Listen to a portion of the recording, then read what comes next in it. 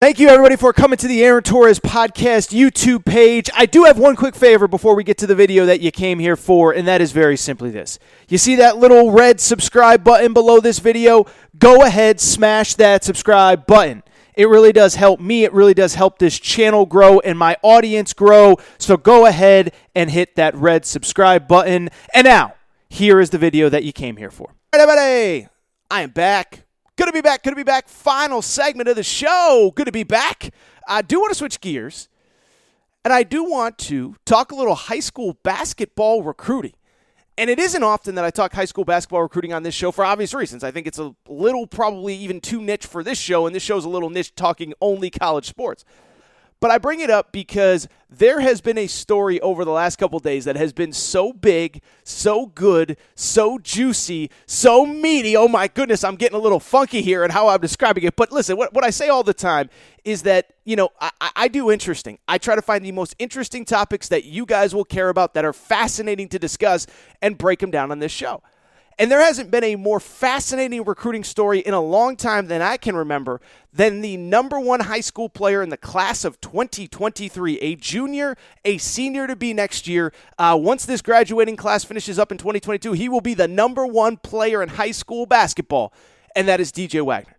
DJ Wagner, the son of DeJuan Wagner, the grandson of Milt Wagner, and has forever been considered a Kentucky lean because of his ties to his father, DeJuan Wagner, who we'll get into in a minute.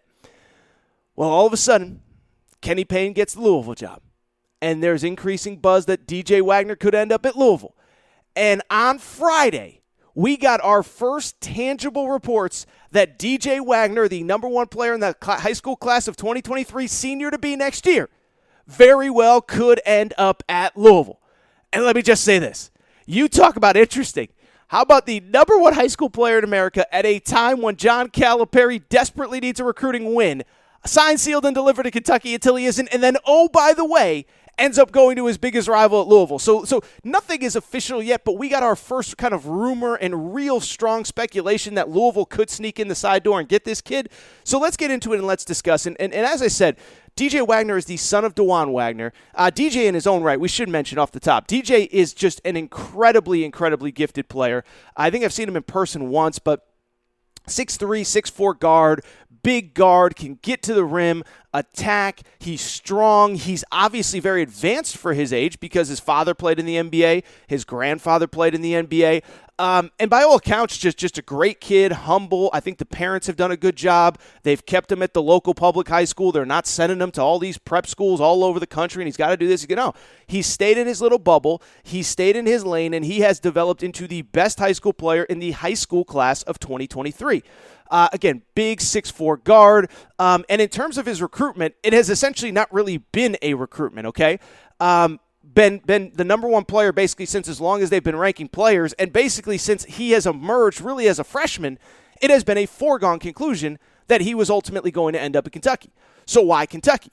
Well, his father, DeJuan Wagner, not only played for John Calipari at Memphis in the early 2000s, that is a huge part of it, but it is their personal relationship that was deemed that was deemed like this is why he is going to end up at Kentucky.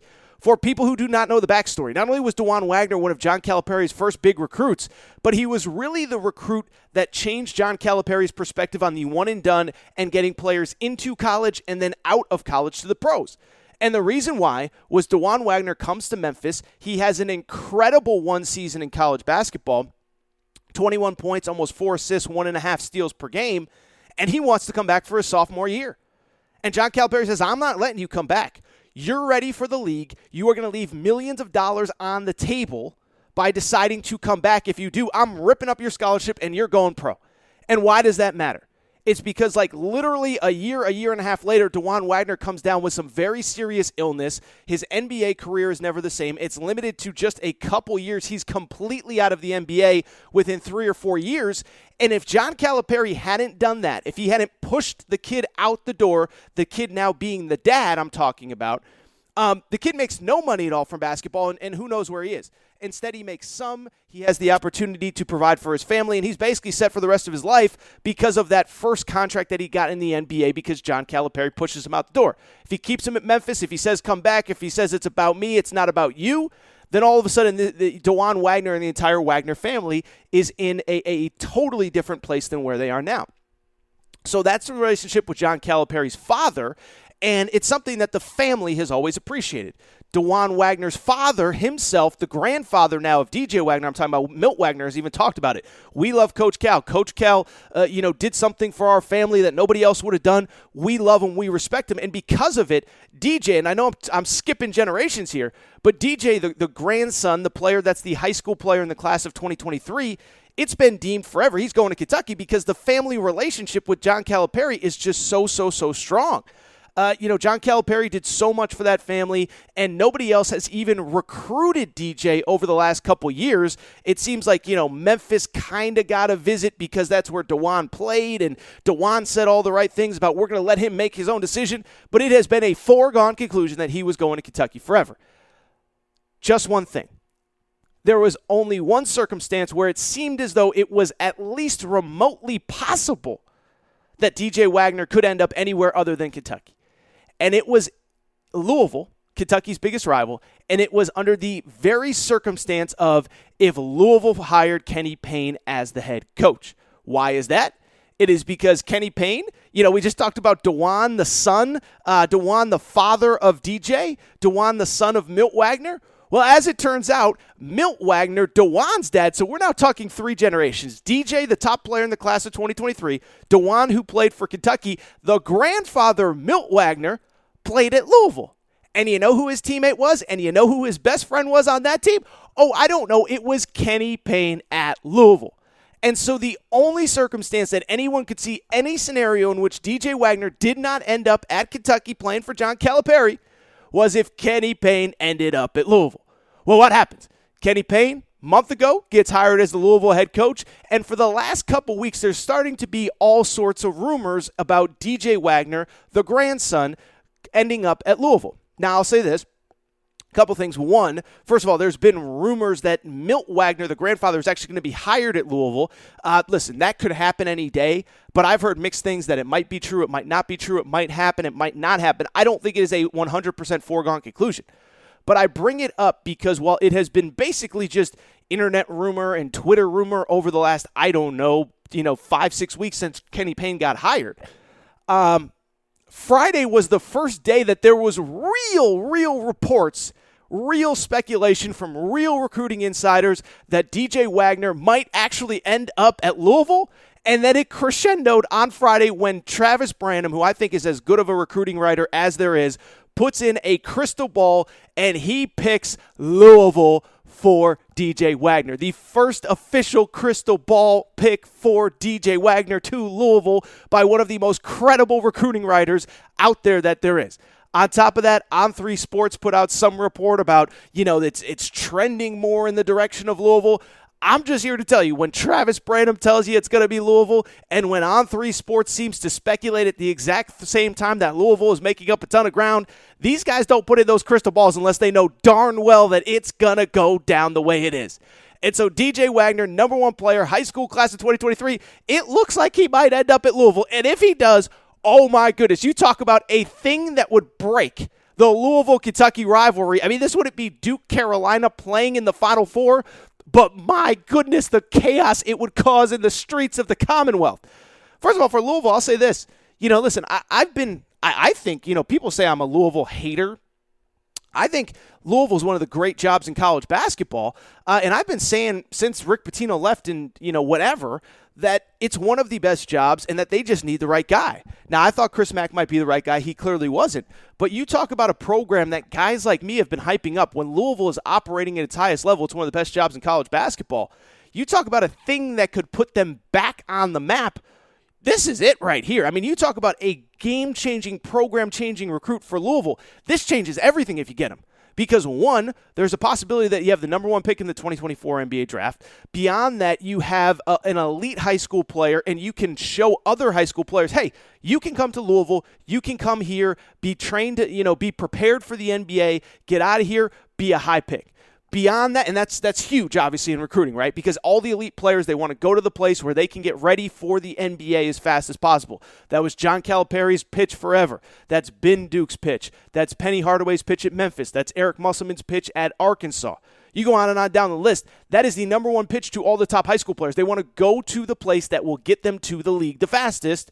And oh, by the way, if Louisville has the number one pick in 2024, it's going to be the pitch for Louisville going forward as well.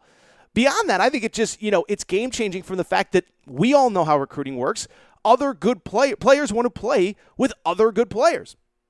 And so you start to talk about a scenario where we're talking about Louisville now, out of nowhere. They can't do anything in recruiting for years under Chris Mack.